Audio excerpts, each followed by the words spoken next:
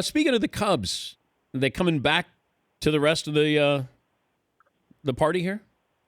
Yeah, it's crazy. It's funny because it's spun up. Obviously, the way they were playing, they would have won 140 games. We would have all been like, what? And if Jake Arrieta would have kept pitching the way he had done of that 25-game streak, we would have all been like, okay, he's the greatest pitcher in the world for the history of baseball.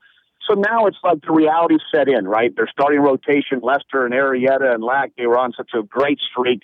They've all struggled at the same time. They're still young offensively, Danny. I mean, no matter what you're going to do, when they lost Dexter Fowler, I think the leadoff spot, that hurts. They got, you got to move Zobrist up to the leadoff spot. You have some young at-bats in there. Their corners are going to see 30 home runs and 100 RBIs for many years with Bryant and Rizzo. But I just think they had to go through this. I was there Father's Day weekend in Chicago a few weeks back. They were 14 and 15 games up on the Cardinals and Pirates. Right now they're 7 and 7.5. So we have a race again. At what point do you become, the difference between being a buyer and a seller here, and let's say the 2 weeks after the All-Star, or is that the window after the All-Star break, 2 weeks? Yeah, I think so. The wild card keeps everybody in. Use an example like the Yankees. I mean, you can sit here and say, the Yankees really in this thing? They're 7.5 games out, right? They're 44 and 44. Are they better than Baltimore, Boston, and Toronto? No. Did I think they're going to be better? Yes.